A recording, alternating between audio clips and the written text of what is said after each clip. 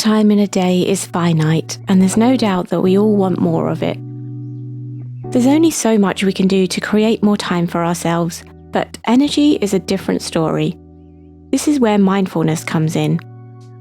Mindfulness is paying attention to the present moment, on purpose and without judgment. When you're fully aware and present in the moment, you're not thinking about what happened earlier in the day or worrying about what you need to do later. You're giving your brain a break from overthinking, creating more energy for yourself and improving the quality of that energy. So when the time in your day arrives to do what's important to you, you can get exactly what you want from it. For me, being mindfully productive means embracing the 3 A's: attention, awareness, and attitude, which gives you productivity and action that is meaningful. Here are 5 ways to get started. 1. Mindful journaling. Journaling turns your attention inward. Sitting down with a journal to write down your thoughts or to do a spread in your bullet journal slows you down and makes you purposefully pay attention to what you're feeling or doing. As you probably already know, I'm always sharing pages from my own bullet journal, which I use for mindfulness and productivity. Feel free to check out my Instagram for mindful productivity and journaling inspiration. I'll be summarizing journaling for mindful productivity in an Instagram guide, so follow me there if you'd like to see that once it's up. Mindful journaling can give you the perspective and positivity to help you persevere with your goals. For example, writing down what you're grateful for every day can give you some perspective and leave you feeling positive. This can help you to keep taking steps towards your goals and reduce the chance of getting sidetracked by self-doubt and negative thoughts that can sabotage your progress. You can also write down your highlights, good things that happened in a day, things that you're proud of, no matter how small they may seem. Doing this helps you notice progress even in the tiniest ways, and you don't overlook the small things. If you take time to appreciate the little things, you'll find more energy to tackle the big things and persevere. This is a big part of my own goal-setting process that I follow when setting ambitious goals for myself. I've shared more about that in my goal-setting video, which I'll link for you in the description. Journaling can also help you pay attention to disruptive, unhelpful thoughts in a constructive way, so you're better able to focus. For example, you can have check-ins with yourself to stay on top of how you're feeling, so you're less likely to get overwhelmed by unhelpful thoughts and feelings, and you're better able to focus on things. And explore challenges in a systematic way so that worries don't overwhelm you. You can jot down observations in your journal when things feel off balance, thinking back to the triggers that may have caused this feeling and jotting them down. Having this awareness of the triggers can help you be ready to stay calm if they ever show up again, and don't give them the power to disrupt your creativity or productivity. Journaling can also raise self-awareness so you can get the best out of yourself. You can use reflection spreads to raise your self-awareness. For example, you can make a list of what gives you energy and what takes away your energy. The awareness can help give you more control over your energy levels. You can also write out your values. Truly understanding your values will help you make choices that are right for you in relation to how you spend your time, which is the essence of meaningful productivity. Writing down the things in your control versus the things that are not helps to free you of worries that are not in your control. You can then focus your energy on the biggest thing in your control, being present in the moment, not distracted by things that are not in your control. Journaling can also help you look at things through a different lens. Cognitive reframing is a technique used in therapy to help create a different way of looking at a situation or person by changing its meaning. You can write an opportunities list in your journal as a way of changing the narrative for a situation that you're in. You start to look at things through a different lens and see that problems can often be opportunities. This can reduce anxiety and help you be more present and focused. One of my favourite lists in my bullet journal is my monthly simple things list, which reminds me of the simple things that I can purposefully pay attention to each month. Being aware of signs of change around us highlights that nothing is permanent, even in nature, which creates a shift in attitude, making you even more grateful for the present moment. It can almost make it feel like you've slowed down time, and you can then consciously be more intentional with your time.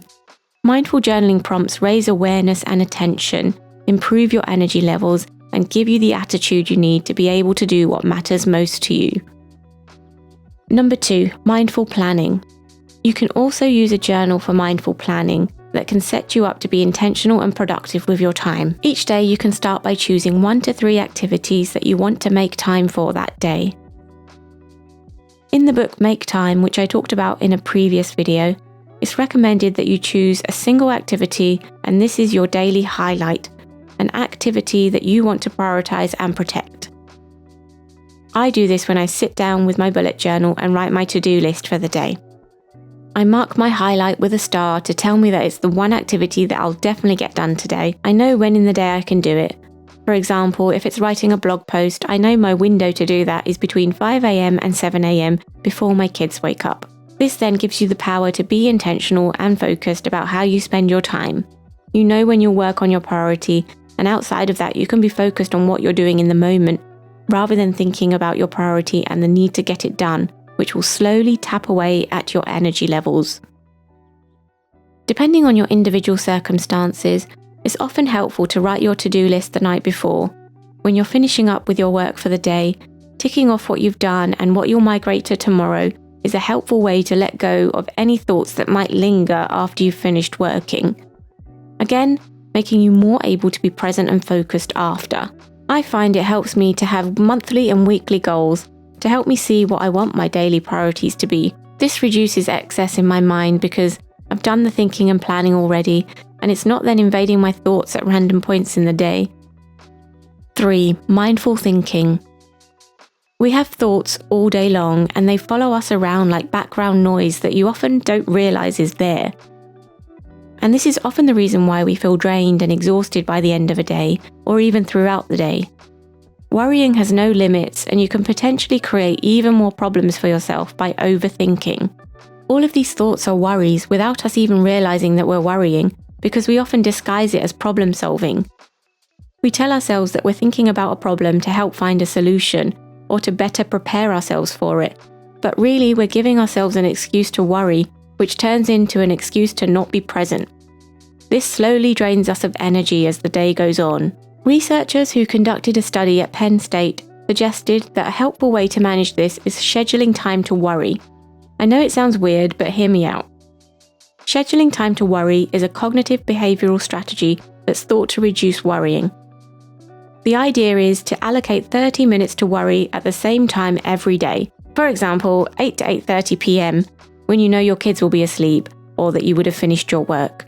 Then during the day, when a worrisome thought pops to mind, set it aside to worry about later, during your allotted worry time. When your worry time arrives, sit down and think away, but set a timer to stop at the end of the 30 minutes. A limited worry time of 30 minutes is likely to reduce dwelling and instead allow you to explore the feeling purposefully. Some worries may even disappear naturally by the time your worry slot arrives. So if a worrisome thought tries to enter uninvited when you're focused on something during the day, you can be aware of it, but don't let it invade. It's suggested that if you try this for 2 weeks, you'll see a significant reduction in anxiety levels.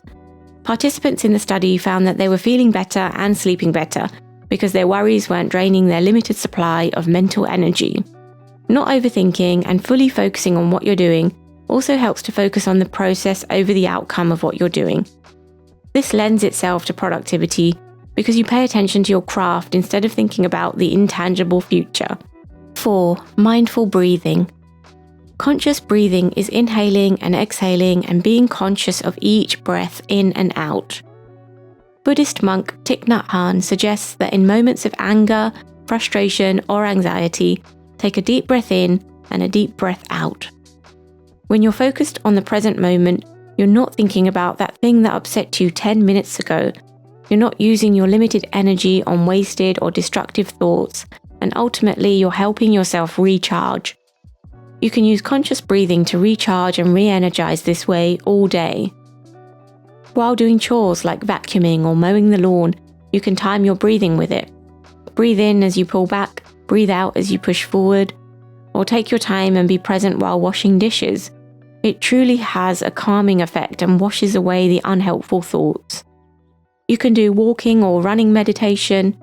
Don't walk to arrive somewhere, but instead walk aimlessly just to enjoy the walk. Coordinate your breathing with your steps and repeat your inhale, exhale mantra as you walk. Do your breathing when you sit down to eat and stay present with the people you're eating with, making sure to really taste all of the flavors in your food. Even getting ready can be energizing rather than a chore if you pay attention to what you're doing instead of thinking about your endless to-do list. How does this help with productivity? Well, bringing yourself back to the present moment throughout the day makes the thing that you're doing more enjoyable and calming, which gives you a fresh supply of energy every time you do it, which of course will make you more focused and more effective in everything you do that day. Mindful breathing in this way is considered to have the same effect as meditation. Studies have shown that meditation can make physiological changes to your brain, particularly the parts of the brain responsible for cognitive ability, memory, emotional regulation, and anxiety. If you're interested in the science of how meditation and mindfulness can change your brain, I've linked some articles in the description box below. And finally, number 5, mindful use of technology. The biggest distraction we have today is technology. Social media, messages, news websites. So one of our biggest missions in a day, to be able to improve the quality of our energy, is to manage distractions. The authors of Make Time suggest making some changes to how you use infinity pools. Infinity pools are apps that give us an infinite supply of content to consume every time we refresh the page. Some strategies you can use to make it harder for yourself to get distracted by infinity pools: deleting the apps on your phone that steal your time or make you constantly pick up your phone and hit refresh. You then have to make the effort to go to a laptop or a computer to use them. You can stop your laptop from remembering your passwords. So every time you want to go on Instagram or YouTube, you have to first get onto your laptop and then type in a password. The extra time it takes to log on gives you the time to think, do I really want to do this, or am I just wasting time? You can disable notifications. Every time you stop what you're doing to reply to an email, your brain is context switching, and there is always a switching cost. You can even create a blank home screen on your phone and use an app library instead. So everything you do on your phone is with intention rather than out of habit. Making changes to how you use infinity pools can help you be present and mindful, reduce distraction, and increase energy and focus. Overall, combining mindfulness and productivity strategies can help you manage your energy as well as your time, making you better able to focus and apply energy to what's important to you, with a side effect of sparking more joy throughout your day. If you're interested in hearing more on mindfulness and productivity, feel free to join my weekly newsletter, which you can sign up to over on my blog, and of course, subscribe to my channel. Thanks for watching, and I'll see you soon.